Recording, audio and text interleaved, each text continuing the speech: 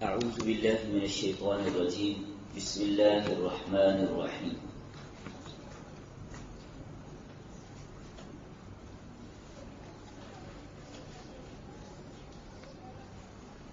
وَاعْبُدُوا اللَّهَ اور عبادت کرو تم اللہ تعالی کی وَلَا تُشْرِكُوا بِهِ شَيْئًا اور نہ شریک ٹھہراؤ اللہ کے ساتھ کسی چیز کو وَبِالْوَالِدَيْنِ إِحْسَانًا اور ماں باپ کے ساتھ اچھا سلوک کرو وَبِذِي الْقُرْبَى اور قریبی رشتہ داروں کے ساتھ اچھا سلوک کرو وَالْيَتَامَى اور یتیموں کے ساتھ وَالْمَسَاكِينِ اور مسکینوں کے ساتھ وَالْجَارِ اور اس پڑوسی کے ساتھ ذِی الْقُرْبَى جو قریبی ہے والجار اور اس پڑوسی کے ساتھ الجنب جو اجنبی ہے یا دور کا پڑوسی ہے والصاحب اور اس ساتھی کے ساتھ بالجنب جو پہلو میں ہے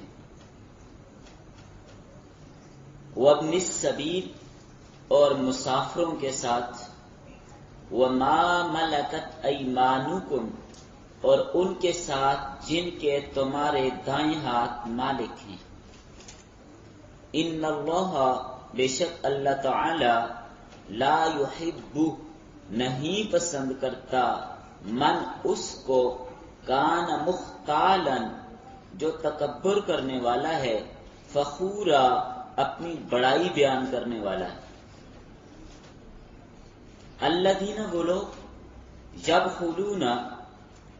یبخلون جو بخل کرتے ہیں الذین یبخلون وہ لوگ جو بخل کرتے ہیں ویأمرون الناس اور حکم دیتے ہیں لوگوں کو بالبخل بخل کا ویکتمون اور چھپاتے ہیں ما وہ چیز آتاہم اللہ جو اللہ نے دی ہے انہیں من فضلہ اپنے فضل سے وَأَعْتَدْنَا اور ہم نے تیار کیا ہے لِلْكَافِرِينَ کافروں کے لیے عذابا مہینا عذاب رسوا کرنے والا ذلیل کرنے والا والذین اور وہ لوگ ينفقون جو خرچ کرتے ہیں اموالہم اپنے مالوں کو رئاء الناس لوگوں کو دکھانے کے لیے ولا یؤمنون اور صحیح معنی میں ایمان نہیں لاتے باللہ اللہ تعالی پر ولا بالیوم الآخر اور نہ ایمان لاتے ہیں آخرت پر ومن اور وہ شخص یکون الشیطان لہ قرینا اور شیطان اس کا ساتھی وہ شخص جس کا ساتھی شیطان ہو فساء قرینا بس بہت برا ساتھی ہے وَمَاذَا عَلَيْهِمْ اور کیا نقصان تھا ان لوگوں کا لو آمنوا باللہ اگر وہ ایمان لاتے اللہ پر والیوم الآخر اور آخرت کے دن پر وانفقوا اور خرچ کرتے مما اس چیز سے رزقہم اللہ جو اللہ تعالی نے ان کو رزق دیا ہے وکان اللہ اور ہے اللہ تعالی بہم ان کو علیما جاننے والا ان اللہ بے شک اللہ تعالی لا یظلم ظلم نہیں کرتا مثقال ذرۃ ایک ذرے برابر بھی وان تک اور اگر ہو وہ ذرہ حسنۃ نیکی یضاعفها اس کو بڑھائے گا وہ نیکی ذرہ برابر بھی ہوگی اللہ اس کو بڑھائے گا ویؤتی اور دے گا من لدنہ اپنی طرف سے اجرا عظیما اجر عظیم بہت بڑا اجر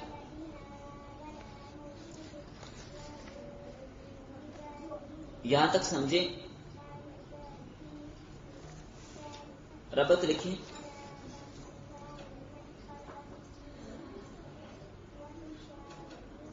اس سے قبل یتامہ اور ورثاء اور زوجین کے حقوق کو بیان کیا اب عام لوگوں کے حقوق بیان کیے جا رہے ہیں کہ لوگوں کے ساتھ معاملات، تعلقات، اخلاق کیسے رکھنے۔ سب سے پہلے اللہ تعالیٰ نے اپنے حقوق کو بیان کیا، ایمان اور عبادت، کیونکہ خالق کا حق پہلے ہے، مخلوق کا بعد میں۔ اور جو خالق کے حقوق ادا کرے بندوں کے بھی وہی ادا کر سکتے ہیں۔ جو اللہ کے حقوق ادا نہ کرے اور اس کے رسول کے حقوق ادا نہ کرے اور آخرت پر ایمان نہ لائے، وہ لوگوں کے حقوق بھی ادا نہیں کر سکتے۔ تو اس لیے مقدم ایمان کو بیان کیا، پھر اعمال صالحہ کو بیان کیا، اور مکارم اخلاق سے مکارم اخلاق کو بھی بیان کیا، بخل، تکبر اور ریا کی مذمت کی، کیونکہ بخل کرنا، تکبر کرنا، دکھلاوا ہونا، یہ چیزیں حدود اللہ سے تجاوز اور تعدی کا سبب ہیں۔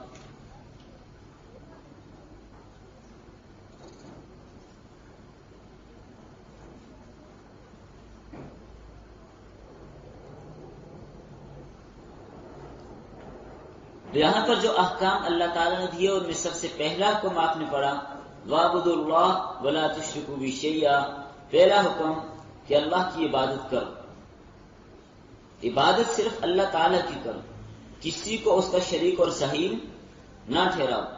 التحیات للہ والصلوات والطیبات، عبادت جس طرح کی بھی ہو، جانی ہو، زبانی ہو، بدنی ہو، وہ اللہ ہی کے لیے ہونی چاہیے۔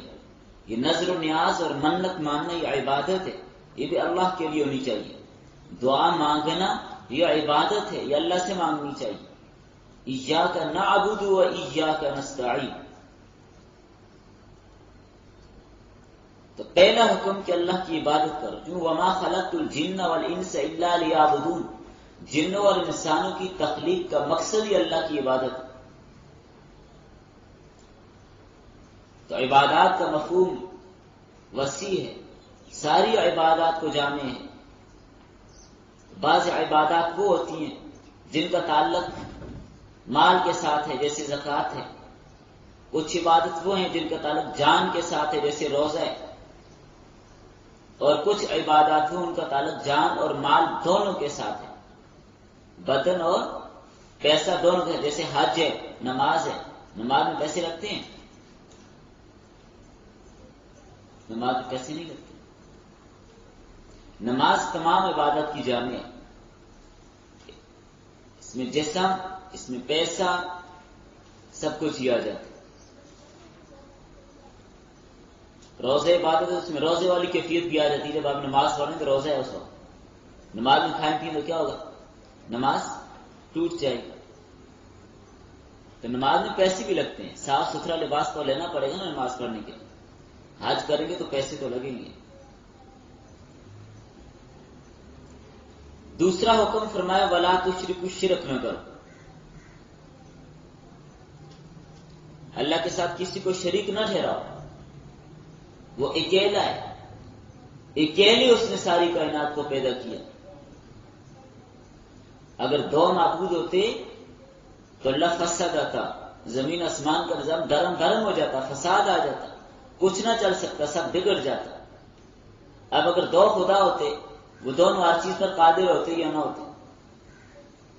اگر قادر نہ ہوتے تو پھر خدا نہیں ہے۔ اگر دونوں قادر ہوتے تو ایک دوسرے کی مخالفت کر سکتے یا نہیں کر سکتے؟ اگر مخالفت نہیں کر سکتے تو پھر خدا نہیں ہے، مخالفت کر سکتے ہیں تو پھر خدا نہیں ہے۔ ایک چاہتا میں نے یہ کرنا ہے، دوسرا چاہتا میں نے یہ کرنا ہے۔ ایک کے آج دھوپ ہوگی، دوسرا کہتا نہیں آج بارش ہونی ہے۔ اب ایک غالب آتا، ایک مغلوب ہوتا، تو جو مغلوب ہوتا پھر وہ خدا نہ رہتا۔ تو اس لیے خدا ایک ہی، دو نہیں ہو سکتے۔ بیوقوف ہیں، پاگل ہیں، بدبخت ہیں وہ لوگ جو اللہ کو چھوڑ کر مختلف استانوں پہ جھکتے ہیں اور مختلف جگہوں پر کوئی بتوں کے آگے سر ٹیک رہا ہے، کوئی کس کو خدا اور معبود سمجھ رہا ہے۔ اور وہ لوگ کتنے بدبخت ہوں گے جو 36 کروڑ خدا مانتے ہیں۔ 36 کروڑ معبود ہیں ہندوؤں کے یہاں۔ بس وہ سمجھتے ہیں نا جس چیز سے بھی کچھ تکلیف پہنچتی ہے بس وہ خدا ہے۔ جس چیز سے بھی فائدہ پہنچے وہ خدا ہے. ڈینگی مچھر بھی ان کا خدا بن جاتا ہے، اس کو بھی سجدہ ہوتا ہے. ابھی شاید کرونا کی عبادت شروع ہو جائے. تو تیسرا حکم، مشرک جو ہوتا ہے نا، مشرک بیوقوف ہوتا، اس کی عقل نہیں ہوتی، عقل اس کی مر مٹ چکی ہوتی. مشرکین اپنے ساتھ جب سفر میں جاتے ہیں تو ستو کا بت بنا کے ساتھ لے جاتے. راستے میں جائے عبادت کرنی ہوتی، اس کو سامنے رکھ کے عبادت کرتے، بھوک لگتی اس کو توڑ کے کھا بھی جاتے. یہ ان کا خدا. اور ایک آدمی اپنا بت ساتھ لے کے سفر میں گیا جنگل میں، پیاس لگی، پانی نہیں تھا، پانی بڑا تلاش کیا، بت کو سامنے رکھا، اس کے آگے سجدہ کیا، اس کے آگے پیشانی ٹیکی، پانی دے دے. کافی مانگا، اب ادھر ادھر گیا کہ شاید کہیں سے پانی مل جائے. میں نے مانگ لیا، اب کہیں سے ملے گا. واپس آیا تو وہ جو بت تھا خود پانی میں نہایا ہوا. کہنے لگا عجیب خدا ہے، خود تو پانی میں نہا رہا ہے، مجھے پینے کو نہیں ملتا، مجھے نہیں دے رہا. بہرحال اس نے دیکھا کہ یہ معاملہ کیا ہے، دیکھنا تو چاہیے. چھپ کر اس نے دیکھا جنگل سے ایک لومڑی آتی ہے اور اس بت کے اوپر پیشاب کر کے چلی جاتی. جو بت اپنے آپ کو پیشاب سے بچا نہیں سکتا وہ خدا کیسے ہو؟ تیسرا حکم یہاں پر دیا، وَبِالْوَالِدَيْنِ احسانا، ماں باپ کے ساتھ اچھا سلوک. سخت لہجے میں ان سے بات نہ کریں. فَلَا تَقُل لَّهُمَا أُفٍّ وَلَا تَنْهَرْهُمَا وَقُل لَّهُمَا قَوْلًا كَرِيمًا وَاخْفِضْ لَهُمَا جَنَاحَ الذُّلِّ مِنَ الرَّحْمَةِ وَقُل رَّبِّ ارْحَمْهُمَا كَمَا رَبَّيَانِي صَغِيرًا. تو ان کو اف بھی نہیں کہنی، اف جیسے ہماری مہو، ہاں یہ الفاظ بھی نہیں کہنے. والدین کی حق کی تربیت کا شکر بجا لانا لازمی ہے، فرض ہے. والدین اگر کافر بھی ہوں تب بھی ان کی خدمت لازم ہے.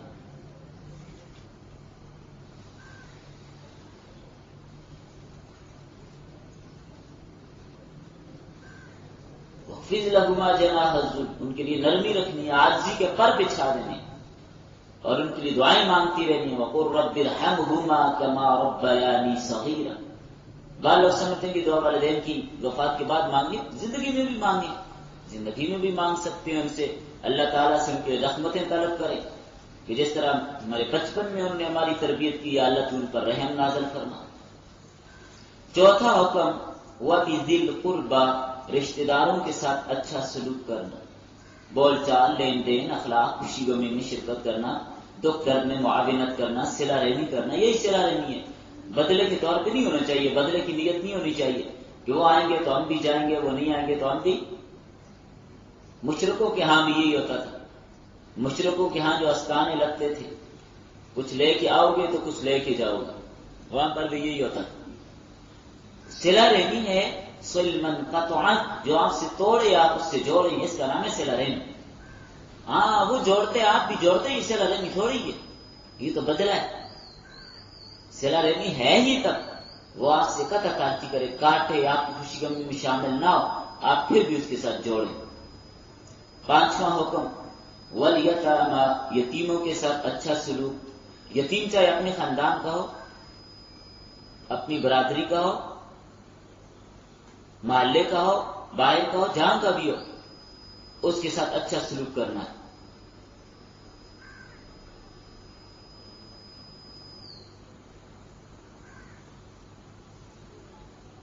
یتیم آپ کو پہلے بتا دیا، وہ نابالغ جس کا باپ فوت ہو جائے اس کو یتیم کہتے ہیں.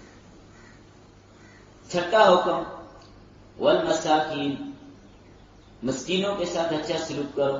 مسکینوں سے کہتے ہیں جو صاحب نصاب نہ ہو، کماتا تو ہے لیکن ضروریات پوری نہیں ہوتی، اس پر فطرانہ، قربانی، زکوٰۃ واجب نہیں ہوتی. ترغیب دی کہ کمزوروں کا خیال رکھو. صرف مالدار لوگ جو بڑے لوگ ہیں ان سے یا لیک سے لیک نہ رکھو، بلکہ جو بیمار، کمزور، محتاج ہیں ان کا بھی خیال رکھو. اپنی شادی غمی خوشی میں، شادیوں میں، ولیموں میں ان کو بھی شریک کرو. یہ نہیں ہے کہ آپ بڑے لوگ، ایم این اے، ایم پی اے، فلاں فلاں فلاں فلاں رشتہ دار، فلاں رشتہ دار، جو مالدار اس کے ساتھ رشتہ داری پالی جا رہی ہے، جو غریب ہے اس کو جوتے کی نوک پہ رکھا جاتا ہے. اس کا نام صلہ رحمی نہیں ہے، اس کی ترغیب دی ہے۔ ان سب کے ساتھ اچھا سلوک کرو۔ یتیم کو مسکین پر مقدم ذکر کیا، پہلے یتیم کو ذکر کیا پھر مسکین کو ذکر کیا۔ تو یتیم کا ذکر پہلے کیوں کیا؟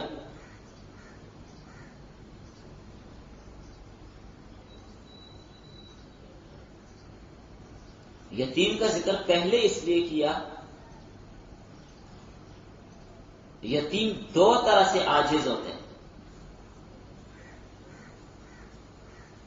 ایک تو صغیر اور کمسن ہونے کی وجہ سے اپنی حاجت کے اظہار نہیں کر سکتا، اور دوسرا ایک اس کا کوئی سرپرست نہیں ہوتا، کوئی ولی نہیں ہوتا، اور مسکین صرف ایک جہت سے عاجز ہوتا ہے کہ مالی کمزوری ہے بس، تو اس لیے یتیم کا ذکر پہلے کیا۔ ساتواں حکم، پڑوسی کے ساتھ اچھا سلوک کرو۔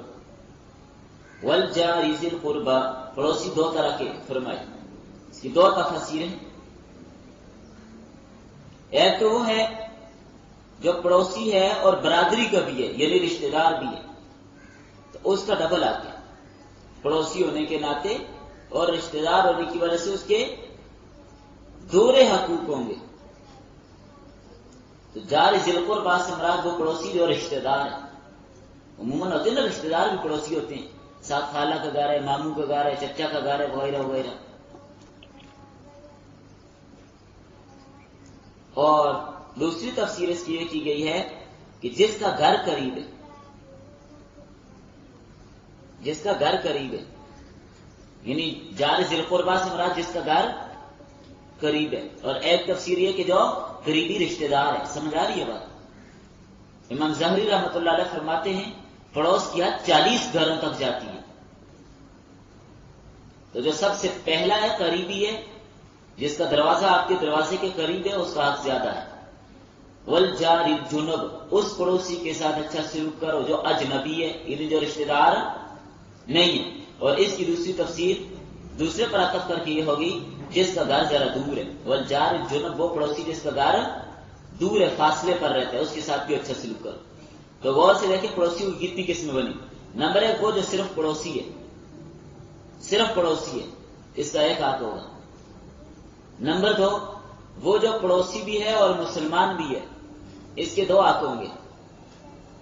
اور نمبر تین وہ جو پڑوسی بھی ہے، مسلمان بھی ہے، رشتہ دار بھی ہے، اس کے کتنے ہاتھ ہوں گے؟ 3 ہاتھ ہوں گے۔ 8واں حکم، والصاحب بالجنب، پہلو کے ساتھی کے ساتھ اچھا سلوک کرو۔ رفیق مجلس، صاحب بالجنب سے مراد رفیق مجلس، ہم سبق، ہم مکتب، ہم مجلس، ہم جماعت، یہ آپ کے جو دائیں بائیں بیٹھی ہیں یہ آپس میں ایک دوسرے کے صاحب بالجنب ہیں۔ آپ کے دائیں بائیں آگے پیچھے جو بھی بیٹھی ہیں یہ آپ کی صاحب بالجنب ہیں، ان کے ساتھ اچھا سلوک کرو، جگہ تنگ نہ کرو۔ اگر دوسرا باہر سے آدمی آتا ہے، کوئی دوسری بہن آ جاتی ہے، اس کے لیے جگہ میں کشادگی پیدا کرو، اگرچہ جگہ تھوڑا سا صرف جاؤ تاکہ آنے والا سمجھے کہ میری کچھ ویلیو ہے، کچھ وہ کو دی ہے، مجھے کچھ ادب اور احترام کیا ہے میرا۔ ہر اللہ کے نبی صلی اللہ علیہ وسلم دوسروں کے لیے سرک جاتے تھے، ہم کو ہونے کے ہم نہیں، ہم بڑے، ہم کیوں سرکیں؟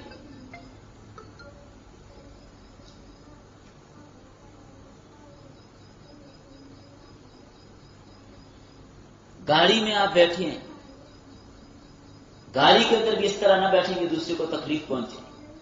سب کا برابر کا حق ہوتا ہے، یہاں پر آپ ہیں، سب کا برابر کا حق ہے۔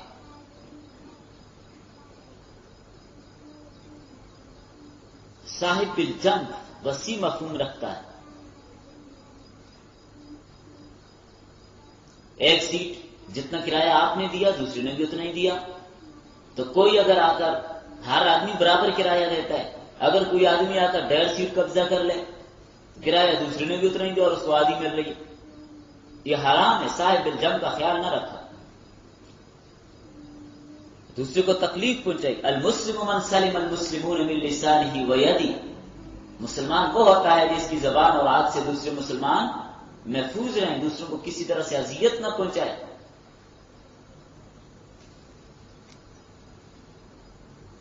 سارے راستے دوسرے پر سوار نہ رہے، یہ اذیت پہنچانے۔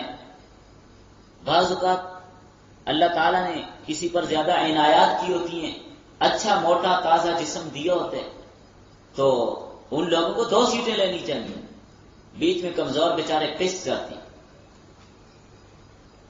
اتنی کنجوسی نہیں کرنی چاہیے، جس کو اللہ تعالیٰ نے جسامت زیادہ دی ہے 2 سیٹیں لے، تاکہ صاحب جنگ کا حق نہ مارا جائے۔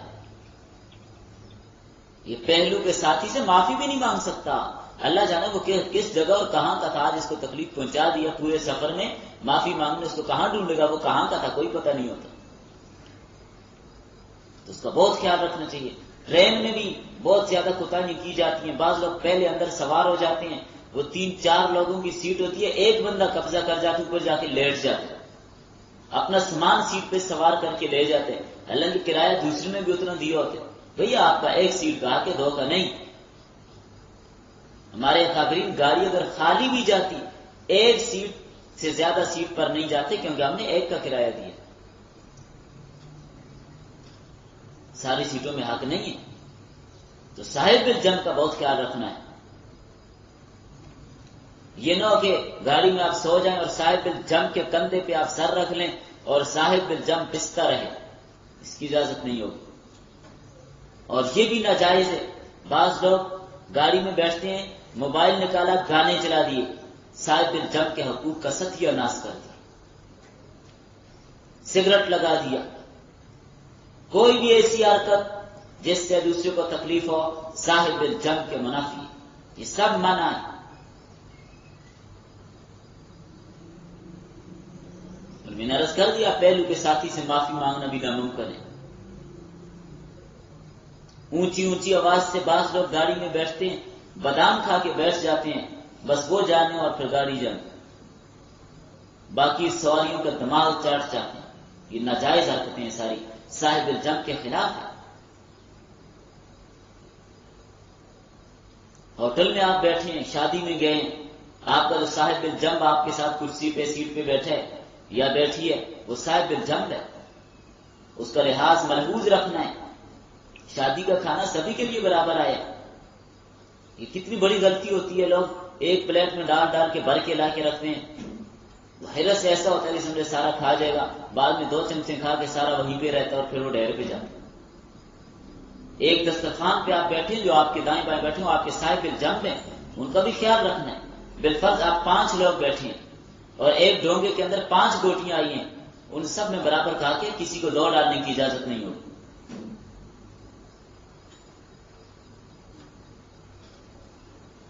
کچھ سمجھ آ رہی ہے کہ نہیں؟ اسی لیے تو کھانا کھانے کے آداب ہیں، 60 آداب کھانا کھانے کے میں نے ایک درس میں جمع کر کے بیان کیے تھے، اس کی ریکارڈنگ ویسے موجود ہے یوٹیوب پہ، 60 آداب کھانا کھانے،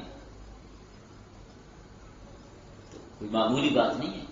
اس میں اگر کوئی ایسی چیز ہے مثلا سیب آ گئے، کھیرا آ گیا، کوئی اس طرح کی چیزیں 2 اٹھا کے کھانا، اس کی اجازت بھی نہیں کہ ایک بار 2 کھا رہے ہیں۔ ہاں آپ کہہ لیں پھر چاہے 4 کھائیں، ساتھ اور لوگ بھی بیٹھے ہیں، پھر آپ ایک ساتھ 2 پیس ملا کے کھا نہیں سکتے، سب کا برابر کا حق ہے۔ تو بہرحال یہ سیکھنے کی باتیں ہیں، ساری حقوق ہیں، حقوق العباد معاف نہیں ہوتے، یاد رکھیں۔ 9واں حکم نمبر 9 وابن السبیل، مسافروں کے ساتھ اچھا سلوک کرو، کوئی مسافر آ جائے اس کو کھانا دے دو، رہنے کی جگہ دے دو، اگر کوئی خطرہ نہ ہو۔ آج کل حالات ایسے نہیں ہیں، محلوں میں سرائیں تعمیر کی جائیں، مسافر خانے بنے ہوں تاکہ مسافروں کو سہولت رہے۔ اور عمر رضی اللہ عنہ نے اس کا بڑا اہتمام کیا تھا، بعض علاقوں میں آج بھی ہے، دیہاتوں میں آج بھی اگر کوئی مسافر چلا جاتا ہے اس کو مسجد میں رکھا جاتا ہے اور مسجد والے اس کی بھرپور خدمت کرتے ہیں، تو اچھی بات ہے۔ پٹھانوں کے ہاں اس پر بہت عمل ہوتا ہے، یہاں پہ کلاس میں آپ میں سے کوئی سن رہی ہوں گی، آپ کو پتہ ہے اچھی طرح، پٹھان بڑے زبردست مہمان نواز بھی ہوتے ہیں، اور بعض بات تو مہمان نوازی کی حدیں کراس کر جاتی ہیں۔ کوئی مسافر آ جائے جان دیتے ہیں، اس پہ جان دیتے ہیں کہ ہمارا مہمان ہے، شکر کرتے ہیں کہ مہمان آ گیا، ہر آدمی کی چاہت ہوتی ہے جا کے کھانا پہنچاتے ہیں اس کو، لیکن بعض گلو کر جاتے ہیں۔ ارے مفتی رفیع صاحب فرماتے ہیں ایک جگہ کوئی مسافر چلا گیا، پٹھانوں کی بستی تھی، تو ایک صاحب نے دیکھا کہ مہمان آیا ہے، مسافر ہے، مسجد میں آیا ہے، دوڑ کے اس کے پاس آیا، اس سے کہا میں کھانا تیار کرتا ہوں، کھانا تیار کر کے لاتا ہوں، آپ میرے مہمان ہیں، کھانا آپ نے میرا کھانا ہے۔ اس نے کہا ٹھیک ہے بھائی، اچھی بات۔ وہ گیا، چکن لیا، کھانا بنانا شروع کیا، ذرا ٹائم لگ گیا۔ کسی اور بندے نے دیکھا کہ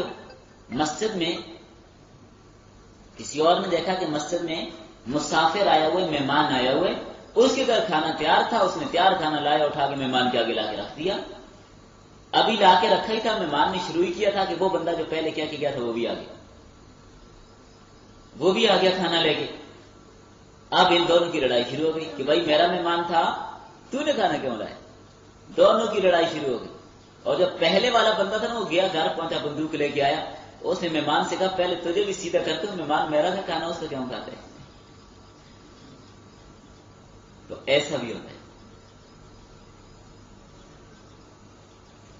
تو مسافر کا خیال رکھنا، ہاں اگر سفر میں سے پیسے وغیرہ گم ہو جائیں اس کے ساتھ تعاون کر دینا۔ مسافر کو زکات دینی بھی جائز ہوتی ہے، اگرچہ پیچھے اپنے وطن میں وہ مالدار ہی کیوں نہ، لیکن ابھی سفر میں اس کے پیسے وغیرہ گم ہو گئے تو اس کی ضرورت کے مطابق اتنے پیسے دے دینا کہ اپنے وطن پہنچ سکے یا وطن سے پیسے منگوا سکے، اتنے پیسے زکات کے طور پر دینا بھی اس کو جائز ہوتا ہے۔ جی آگے چلیے، 10واں حکم، غلام اور باندیوں کے ساتھ اچھا سلوک کرنا،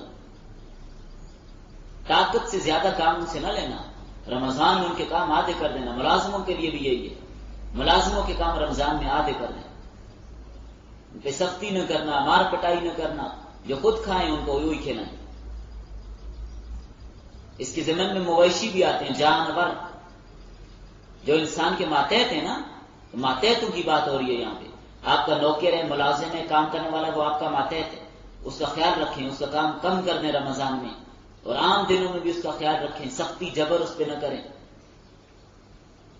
اور ماتحت میں جانور بھی آتے ہیں، اگر آپ نے جانور رکھے ہیں، گھر میں جانور پالے ہوئے ہیں، مویشی رکھے ہیں، ان کے ساتھ اچھا سلوک کریں، یہ بھی اللہ کی مخلوق ہے، انہیں خوراک، دانا، پانی ضرورت کے مطابق پورا دینا، اگر پورا نہ دیا ان کے ساتھ زیادتی ہوگی، قیامت کے دن اس بات پر بھی پوچھ ہوگی۔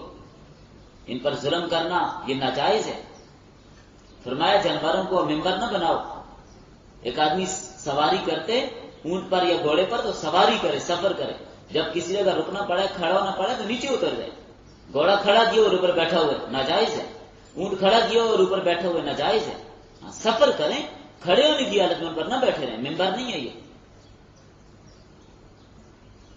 اور کام زیادہ لینا، بہت زیادہ ڈالنا، اور ان کو کھانا کم دینا، چارہ کم دینا، یہ بھی ناجائز ہے۔ یہ جو ہم دیکھ رہے ہیں سڑک پہ اونٹ، گھوڑے، گدے، گاڑیاں یہ چل رہی ہوتی ہیں، کتنی زیادتیاں ہو رہی ہوتی ہیں، ان پہ ڈنڈوں پہ ڈنڈے بج رہے ہوتے ہیں، اتنا بوجھ ان کو ہوتا ہے، کھانا ان کو کم دیا جاتا ہے، چارہ نہ ہونے کے برابر ڈالیں، یہ سب زیادتیاں، یہ جرم ہے، اللہ پوچھیں گے ان پہ، پکڑ ہوگی اس پہ، یہ کوئی چھوٹی موٹی بات نہیں ہے۔ ایک اونٹ نبی صلی اللہ علیہ وسلم سے شکایت کر گیا کہ یا رسول اللہ یہ میرا مالک مجھے چارہ کم ڈالتے، کام زیادہ لیتا ہے۔ فرمایا جانوروں کے بارے میں اللہ تعالیٰ سے ڈرو۔ ایک عورت نے بلی کو باندھا، اس کو چارہ نہ ڈالا، جس کی وجہ سے مر گئی، عورت جہنم میں گئی۔ اور ایک فاسقہ نے کتے کو پانی پلایا، جس کی وجہ سے جنت میں چلی گئی۔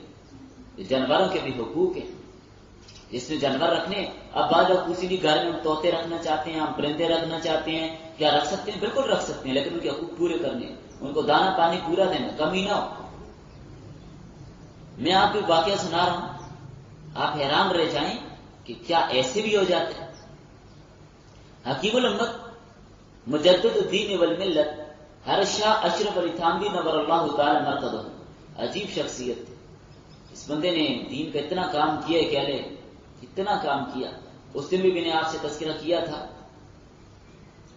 یہی بات میں نے آپ سے کی تھی۔ تو رات کو خواب میں مجھے حضرت کی زیارت ہوئی، حضرت تھانوی رحمۃ اللہ علیہ، کافی گفتگو ہوئی، بہرحال وہ ایک الگ موضوع ہے، ویسے ضمن میں نے بیچ میں بات کر دی۔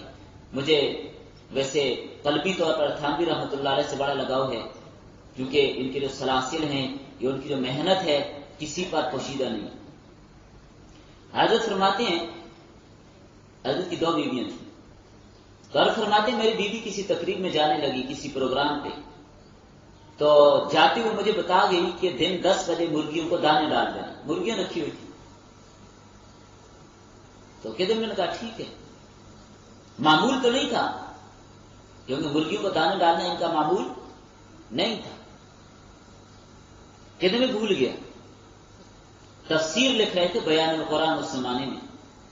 تو تفسیر لکھنے کے دوران کہتے ہیں کہ میرے اوپر قبض کی کیفیت پیدا ہوگی. قبض کا مطلب یہ ہوتا ہے وہ اطبا والے قبض نہیں اور یہ صوفیاء والی قبض کہ انسان کا دماغ معاف ہو جاتا ہے, سمجھ نہیں آتی میں کیا کروں. یعنی جیسے بند نہیں ہو جاتا, دماغ کام کرنا چھوڑ دیتا ہے کہ میں کیا لکھوں. قلم رک گیا, سوچ میں کچھ نہیں آتا کہ کیا لکھوں, سمجھ نہیں آتی. کہتے میں نے بڑا سوچا کہ کوئی گناہ ہو گیا, کیا ہو گیا, قلم نہیں چلتا, کوئی مضمون ذہن میں آتا نہیں میں لکھوں اور کیا لکھوں, سمجھ نہیں آتی میں کیا لکھوں. پھر میں نے قلم رکھا, سوچنا شروع کر دیا, استغفار پڑھنا شروع کر دیا کہ کیا گناہ ہوا جس کی وجہ سے کوئی مضمون میرے ذہن میں القاء نہیں ہو رہا. فرماتے ہیں سوچتے سوچتے سوچتے مجھے یاد آیا کہ جس ٹائم پر مجھے میری بیوی نے کہا تھا کہ مرغیوں کو دانا ڈالنا, وہ ٹائم ہو گیا اور میں مرغیوں کو دانے نہ ڈال سکا. کہتے ہیں فوراً اٹھا, جا کر ان کو دانا پانی ڈالا. دانا پانی ڈال کر پھر آ کر, کیونکہ معمول نہیں تھی اس لیے بات بھول گئے, تو دانا پانی ڈال کر آ کر بیٹھا. ایسے مضامین جاری ہوئے کہ کچھ کہا نہیں جا سکتا. ایسا ذہن کھلا کہ مضامین پہ مضامین ذہن میں جاری ہو گئے. تو جانوروں کے بھی حق ہیں, جانوروں کے حقوق پر پوری پوری کتابیں لکھی ہوئی ہیں. یہ ہے اسلام جو ہر ایک کے حقوق دیتا ہے. ملازمت سے زیادہ کام لینا اور سختی کرنا, کھانا ان کو ہلکا قسم کا دینا, یہ ناجائز ہے. خود کچھ کھائے, اپنے ڈرائیور کو کچھ کھلایا جا رہا ہے, غلط ہے. مجھے ایک ساتھی نے بتایا کہ میں ایک صاحب کا ڈرائیور ہوں, کہیں جانا ہوتا ہے, خود اندر جا کے پیزے کھاتے ہیں, مجھے باہر جو ہوٹل کے باہر ٹوٹی ہوئی چرپائی ہوتی ہے اس پہ بٹھاتے ہیں اور وہ ہوٹل والے کے ذریعے دال ساگ پہنچایا جاتا ہے. یہ سخت زیادتی ہے. خود کچھ کھا. غلام کیا ہوتے ہیں؟ غلام کے بارے میں اللہ کے رسول نے فرمایا جو خود کھاؤ, جو خود پہنو, وہی اس کو بھی پہناؤ, وہی اس کو بھی کھلاؤ. یہ سراسر زیادتی ہے. خود کچھ کھا رہے, اس کو کچھ کھلا رہے. فرمایا اللہ تعالیٰ تکبر کرنے والے کو پسند نہیں کرتا. فخور اپنی بڑائی بیان کرنے والے کو کہتے ہیں فخور, کہ میں بڑا چودھری ہوں, میں فلاں خاندان کا ہوں, میرے ساتھ چارپائی پہ بھی کوئی برابر ہو کے نہیں بیٹھ سکتا. یہ ہے فخور. اسلام میں کالے گورے عربی اجمی کا کوئی تصور نہیں.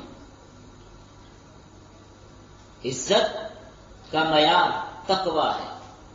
ان اکرمکم عند اللہ اتقاکم یا ایھا الناس انا خلقناکم من ذکر وانثی وجعلناکم شعوبا وقبائل لتعارفوا ان اکرمکم عند اللہ اتقاکم ان اللہ علیم خبیر. تقوی معیار ہے. حجۃ الوداع کا خطبہ دیکھیے, کسی کو کسی پر کوئی برتری, کوئی فضیلت, کوئی بڑائی نہیں ہے کہ میں بڑا, میں چودھری نہیں. تقوی کی بنیاد پر فضیلت ہے. کون کتنا بڑا متقی ہے. اللہ شکل نہیں دیکھتے, شکل دیکھنی ہوتی تو ابو لہب کبھی جہنم نہ جاتا. لال سرخ شکل تھی اس کی, گلاب کی پھول کی طرح اس کا چہرہ تھا.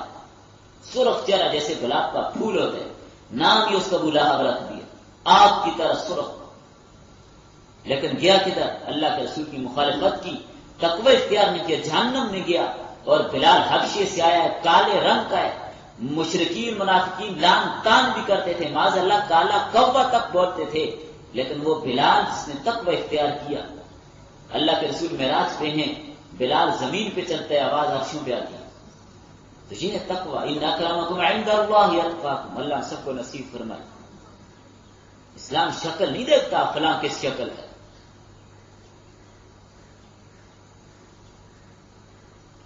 اگلی آیت میں بخل کے بارے میں مذمت کی گئی ہے. الذین یبخلون الناس, ان لوگوں کا ذکر جو بخل کرتے ہیں اور دوسروں کو بخل کی ترغیب دیتے ہیں, مال و دولت اور اللہ تعالیٰ کی دی ہوئی نعمتوں کو چھپاتے ہیں کہ کوئی حاجت مند ہم سے سوال نہ کرے. اپنے اوپر لباس بھی پھٹا پرانا گھٹیا ردی پہن جائے, کہ بڑے بڑے امیر سیٹ لوگ ہوتے ہیں. کیوں ایسا کرتے ہیں؟ اس لیے کہ لوگوں کو پتہ نہ چل جائے امیر آدمی. جس کو اللہ نے نعمت دی اس کے اظہار جسم پر ہونا چاہیے. شکل و صورت ایسی نہ بنائے کہ لوگ لا کر اس کو اپنی زکات دے دیں کہ لو بھائی زکات وصول کرو. امام ابو حنیفہ رحمہ اللہ نے ایک آدمی کو دیکھا, مسجد میں آیا, نماز پڑھ رہا ہے, حالت میں دیکھا پھٹے پرانے پراگندہ حال، حالت گھر گئے، کچھ زکات وغیرہ کی رقم لانے کے لیے اس سے کہا ذرا ٹھہرو، میں تھوڑی سی تمہاری مدد کرنا چاہتا ہوں۔ حضرت کیوں؟ میں آپ غریب فقیر آدمی لگ رہے ہو، زکات وغیرہ دینا چاہتا ہوں۔ اور نے کہا حضرت میری تو اتنی بکریاں، اتنے اونٹ، اتنے ریوڑ، اتنے ملازم، اتنے خادم۔ بدبخت، پھر اس کا اظہار اپنے جسم پر کیوں نہیں کرتا؟ دھوکہ کیوں دیتے ہیں لوگوں کو؟ تو اس لیے کسی کو دھوکہ نہیں دینا، جو آدمی جس حیثیت کا اسی حیثیت میں رہے۔ یہ شکل غریبوں والی بنانا کہ لوگ مجھ سے مانگ نہ لیں، یہ بخل کی علامت۔ فرمایا ایسے لوگوں کے لیے ہم نے دردناک عذاب تیار کر کے رکھے جو بخل کرتے ہیں۔ بخل کا مطلب یہ ہوتا ہے جہاں پر ضرورت ہے وہاں بھی خرچ نہیں کرتا، اس کو بخیل کہتے ہیں۔ جہاں پر ضرورت ہے بیوی بچوں پر خرچ کرنا، غریب و مسکینوں پر خرچ کرنا، مساجد مدارس میں لگانا، وہاں پر بھی خرچ نہ کرے، اس کو کہتے ہیں بخیل۔ کتاب البخلاء ایک کتاب بڑے عجیب عجیب واقعات بخیلوں کے لکھی۔ بہرحال چلیں ان کی کلاس بند ہو گئی ہے، چلیں باقی انشاءاللہ کل پڑھ لیں گے۔